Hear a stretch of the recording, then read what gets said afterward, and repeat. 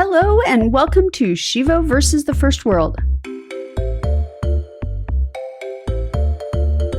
I'm Sheila D. And I am Evo Terra. You're listening to our podcast about the reverse culture shock we've experienced every day since returning to America after 3.5 years living overseas.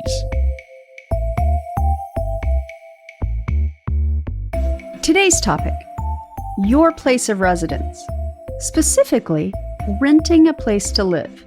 And even more specifically, the horrible switching costs associated with moving from one address to another. But before we trigger you with thoughts of packing, hiring a moving company, or finding a friend with a truck, a word of thanks to both Mike and Isaac for following through on last week's treasure hunt. Thanks for sharing screenshots of your listening app as our show was playing. Hopefully, it made more than a few of your friends curious about this whole podcasting thing, which I really think is going to take off. So, moving. It sucks, which is probably why, statistically speaking, you've probably lived in the same place for a very long time. Moving sucks. At least it does here in the West. But in developing nations, it's kind of a breeze. We'll tell you more right after we pay a few bills.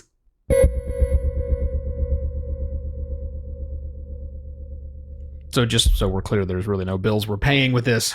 It's all free. Become a patron. Listen later on. But now that we're talking to ourselves, or to each other, and not our listening audience, honey, I want to give the audience a breakdown of how our whole story began, because not everybody has listened to the various incarnations of our show over the last 5 seasons. 5 years. So here's the basic process. We sold everything that we owned to go travel the world for a year. We left with 2 suitcases each. That was it. That was our whole thing. So after our first year of traveling was over, we got a condo right away in Bangkok where we literally moved in with the clothes on our back. Yes. That was it. Those 2 suitcases. Set them down. And there we are. That was our first experience moving overseas. And I got to tell you, it was kind of great. It was awesome. What all was in that place, honey? So it came with a bed, a desk, chairs, a table and chairs for the dining room. It came with a refrigerator, a couch.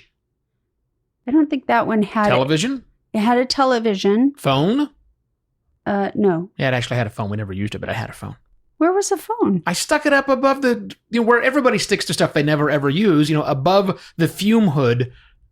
Really? Yeah. I had no idea. I don't think I ever saw it. Phone. Yeah. Had a beautiful balcony. I think that was it. I mean, it didn't. Well, it also had sheets. Oh, it had sheets and it had dishes. It had the basics dishes. Two place settings. It was literally move-in ready. Right. Show up with nothing more than a couple of suitcases and you can be living here with everything that you need to go. A washer. It had a washer. Well, yes, we did have a clothes washer as well. So when we talk about fully furnished, it was fully furnished. I will say it did have a 2-burner stove, which not all of them had. That is true. We'd have a little bit more for cooking. That's right. So some of the places didn't have a full kitchen. This had full kitchen, full bath, everything we needed. Now, it was tiny, wasn't big. Yep. We had to buy a couple things. I mean, we had to buy our own food and stuff like that. And, well, of course. Like soap and stuff like that for the washing machine. And we had to buy our own towels and a drying rack. But again, we had towels because we'd been traveling, so we did have our little microfiber towels. Yep. But you don't want those every single day. So yeah, there were some things you needed, but still, it was ideal. I mean, again, we could sleep in there that night. We slept there that night. We moved in with 2 suitcases and were fully in the place. Right. That was it. Yeah. It was super, super simple to do. It was also postage stamp sized. Well, like I said, it wasn't a very large place, but nonetheless, it sufficed for it. It certainly got us what we needed. Oh, it was definitely decent for what we needed. Yeah. Now, when we moved to our second condo about 8 months later, there was a little bit more effort because, as you just mentioned, my love, we had purchased a few things. Yeah. Right? But still, it wasn't bad. You'd bought a bunch of clothes for work since you had a real job and had to go and look presentable every day. I did. Living out of the suitcase was fine for a year. wearing But I this- don't have to work. Yes, that's There's not a a big big deal. difference. We had bought those lovely Thai pillows, which, weigh like 15 pounds They do. each. Very, very heavy things, but they're very, very cool. We'd bought some food, all these things, and that needs to transfer to our new condo Right. with us. So I hired a moving company. We did, but I think it was like 800 baht. It was next to nothing. It was like $20 for a couple of guys to show up, move the handful of boxes down. Yep. Funny story about that. The day that we were moving out, you were at work, so you had nothing to do with Right. this. I did it all. That's when the elevator in the place was having Broken. problems. It wasn't actually broken, just that it was breaking throughout the day. Oh. So we decided to do everything in boxes by hand. Down. Luckily, there 6 was floors? like 5 boxes. Yeah, there wasn't a lot. That was Yeah. the good news. So yeah, we've all had bad moving experiences, but just so you know, mine wasn't all that bad because it was 6 flights of stairs, but with, like you said, 5 or 6 boxes, Right. and then we were done. So we get to our new condo, also fully furnished. But slightly different. Yeah, in what way? So it didn't have sheets. No, we had we had a bed. So let's break down what we did Yep. have first, and then we'll Yep. cover that first, right? So now we moved into a 2-bedroom place. Yes. Big bed, big, nice, comfy bed. Yes. Both Unlike the first place. Right. Because the first place we didn't talk about how the bed was not comfy. We had to go to IKEA. You Yep. might pronounce it IKEA, listener. It is pronounced IKEA in Thailand to buy a mattress topper, but that wasn't the case in the Right. new place. Right. Nice, comfy beds, 2 of them. Yes. Big one for us, smaller one in the other room. Yeah. We had built-in shelving in the living room. Built-in shelving And- also in all in of the bedrooms. all of the rooms, yeah. Everything had its own. We had TV in the living room, Another television, yeah. TVs come with them. couch, and footstool / coffee table-ish type thing. We had a table Dining room and table with 4 chairs this time. Yes. Fancy. Yeah. Well, we had right. more room. Yeah, it's a much The other larger one, yeah. condo, right? But This one didn't have any of the things you'd find in the cabinet. So we had no dishes. Right. We had no pots and pans. And now, luckily, we had already made some purchases of at least of the pots and pans from Right. the last place. because you're picky. Yes, I'd have to cook with certain things, and so that's the way that it works. And a bigger fridge. This one had a bigger fridge, which was nice. Easily fit all the food that we had, and then we had extra room for that Right. one as well. So that was a little bit more of a move-in, but still, it was like 30 2 trips. minutes. Yeah. 2 trips of these guys, and they were done. Right. It was easy. It was super, super easy to. And so nice to not have to worry about, oh, will my bed fit in Right. this room, or will my Yeah. couch fit? Right. Do I need to buy anything else? Right. Like nothing. We don't do It was any of that. great. And you worked with, I don't know what, 20, 30 teachers who were Mhm. also from 35. somewhere else. 35 foreign staff who'd moved to Bangkok. Mhm. How many of them do you think, or do you know, also lived in furnished condominiums? They all did. Well, no, not all of them. Any of them that were moving into their own, like buying their own property, Okay. they didn't. So those that But- are long-termers, they Right. have gone down the path of saying, no, I need to buy property. And so that means you have to buy all the other stuff. But for the rest that show up for the typical foreign teacher Yep. living somewhere else for 3 to 5 years, less, more, Yep. whatever, It's nothing. super easy. They just simply show up again with suitcases and move into their place, Right. which is awesome. It is an amazing experience. And that it feels like you're traveling to a hotel you're going to stay at for a very long time. Yeah. Yeah. Right? Exactly. That's a pretty simple way to do things.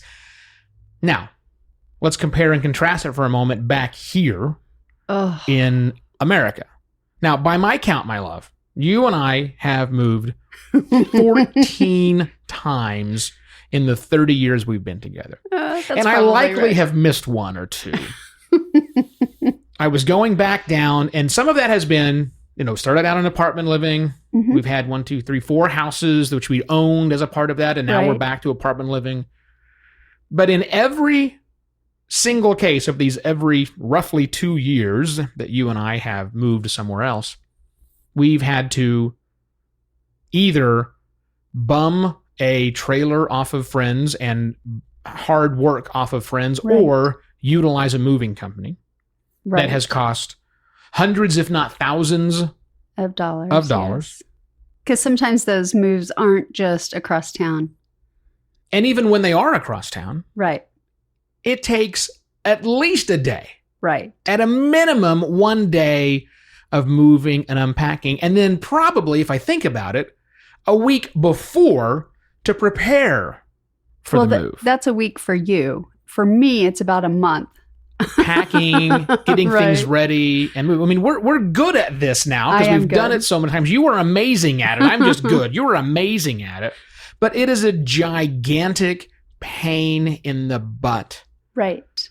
But we still do it. We do. We move every 2 years somewhere, and we don't even think twice. I mean, we don't. No one likes it. Nobody says, "Oh, I'm looking forward to packing again." Right. That's people that are weird to think that way.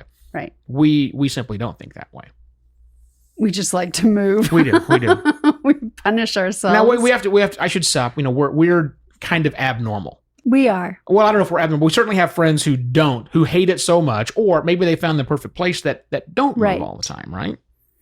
Yeah. So I don't know. Maybe it's just us. It's weird.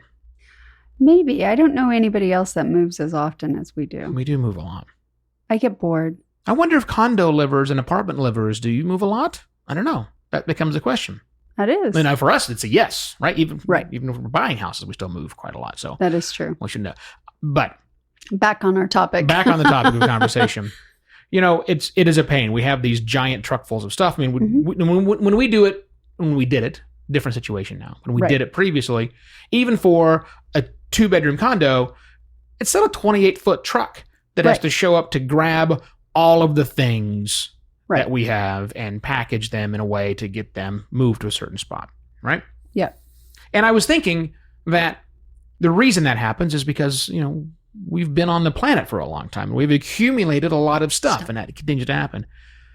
But I'm thinking back to the very, very first time that each of us moved individually. Your first move, when you left home, and we're going to put that in air quotes for a moment, and went off to college. Okay. So I want you to think back when you were leaving to go from Oklahoma City to going to Stillwater to go and live your first year on campus. I had a Foot Locker and a suitcase. That was it? I'm pretty sure that was it. A Foot Locker and a suitcase. Yes. And that's what you moved in your dorm with. Yes. Which is kind of like what we moved into Bangkok with. Did it feel to you like you were moving did you have that experience like, holy cow, this is about the same amount of stuff I brought with me when I was 18 years old? I think I've referred to that first place as a dorm room. It was a little dorm-like. More often. Yes, it was. But I'm wondering, it was the experience of moving in. Was that what predicated that? I hadn't thought about that, but probably so. I mean, there just wasn't a lot of stuff to bring. Right. I mean, I had things to put on the walls and things like that in my dorm room. So that was what was in the Foot Locker, I'm guessing. Yeah, right? and some clothes and stuff like that. But, which was in your suitcases. Yeah. Yeah, but I didn't, you didn't have room. You didn't have like huge closets or anything like that on campus. So it's not like you could really bring a lot of stuff. You had dressers built in and things like that, but you seriously didn't have a lot of room. When you made your I had a typewriter. Wow. When you made your second move. So from the dorm to your place? To my place, right. Well, not to your place, to our place, because we moved into a new place. Yeah, but it was mine. I don't think so. I don't recall was it a big move? I mean, did I help you? Did I go up there and help move? I don't think so. I think I brought it all down. But that was back when you had the truck, right? You had a little Toyota Love pickup truck and you just put stuff in the back and that's how you moved in. Yep. But I didn't have anything because I was living in a dorm. So see, you were already prepped for this. Yep. Now, me, on the other hand, when I moved out of my parents' house, I was way too cool to live in the dorms. Of course you were. I got an apartment. Oh, yeah. I was at that apartment. And that apartment was an unfurnished apartment because that's what you get in America. So I had a trailer full of crap that I brought from my parents' house.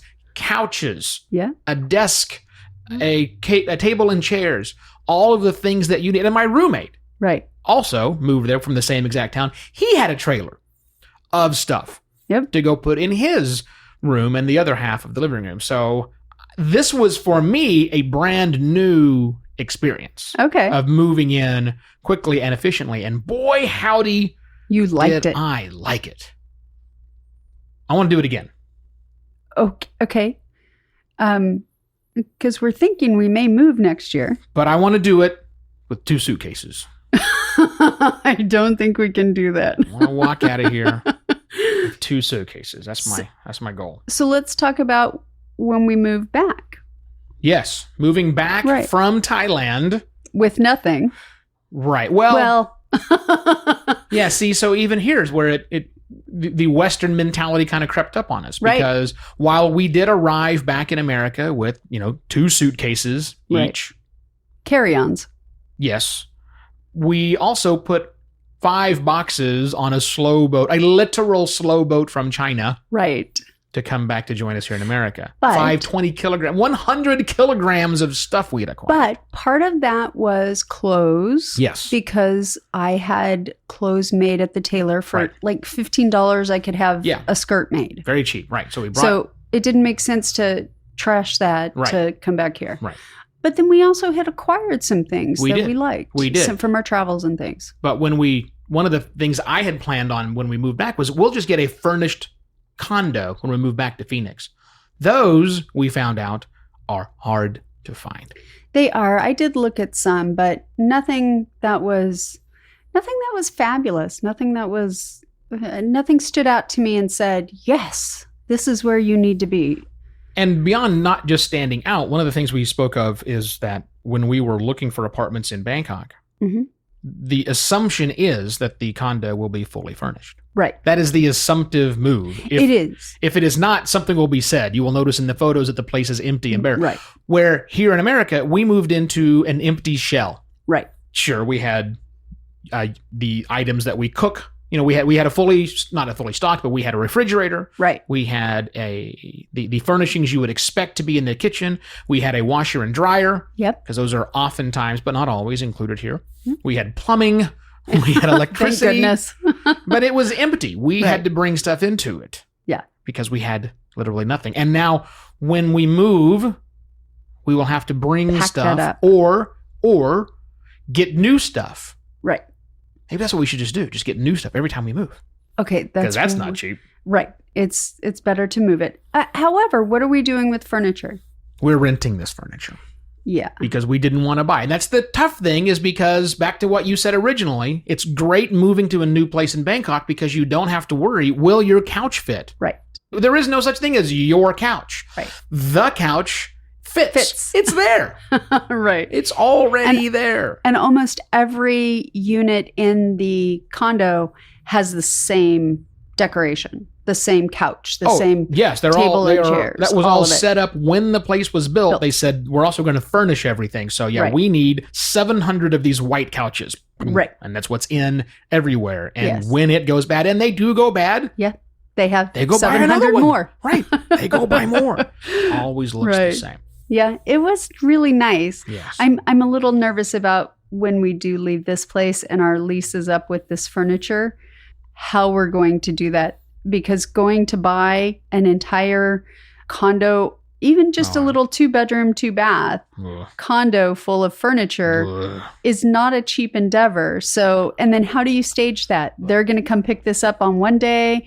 And do we have everything else delivered on the next for, I don't know logistically. It's not in my head yet how that's going to work. This is why Donna has lived in her condo for the last 74 years.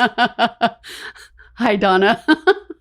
Okay, so clearly we have some experience to draw on here. As we answer the question, are the high switching costs of moving in America things you embrace about the first world? Does it embarrass you that this is an accepted part of Western civilization? Or is it so bad that it makes you want to escape back to a developing nation? I think my reaction thus far has been pretty clear. Yes. I hate moving. I have always hated moving. I unfortunately fell in love with a woman who loves moving, and it's one of the many crosses in life I have to bear. But I got to tell you, it was really awesome when we were doing it in a non-Western developed nation. Right. And so I am going to say it has to be an escape. Yeah. Yeah, I'm embarrassed by it. I certainly don't embrace it. I guess I have to embrace it, but I wish it was simpler. I really wish it was simpler. Yeah, and I really do. About every year and a half, 2 years, I start getting a little itchy to move. I'm already a little itchy to move, as you already know. And so I'm dreading having to think about how to manage everything, how to manage the transfer of furniture back and forth and having to pack things up. Even though I do it well, it's stressful. I'd say, and so I'm embarrassed. Let's move back. So can we take the granddaughter with us? No, that's the kids. Not really sure. Hey, before we wrap things up, a quick reminder that a great way to show your love for us and the show is to tell a few friends about us. So please keep sharing those screenshots of you listening to our show. I'm also very okay with you taking over your friend's iPhone and subscribing them via Apple Podcasts, or if they've got an Android, nab that and doing a quick Google search for Shivo versus the First World, and you can add our show to their home screen. But the best way you can show your support for us is by becoming a patron, and you can do that at shivo.wtf/patron. Some patrons are eligible for special gifts, like early access with your very own private feed, where you'll hear exclusive and uncensored bonus episodes, like the one we just recorded, where we talked about International Podcasting Day and something called Siglerfest. We've sent handwritten postcards and even care packages we picked out just for our biggest fans. We really need to revamp the page, but you can still sign up at shivo.wtf/patrons. Please? Yeah, pretty please on that, since we, really don't do furnished condos in America, and as you heard, we're renting furniture for this condo. And of course, I think we're paying more for that than we'd paid for our entire rent in Bangkok. That's not true. Shh. And thank you for listening to Shivo versus the First World. For past episodes and easy ways to listen, just go to shivo.wtf/podcast. And if you want to engage with us on social media, cool. We're just about everywhere. I'm Sheila D. And I am Evo Terra. We'll be back next week with yet another adjustment to your first world problems. Cheers.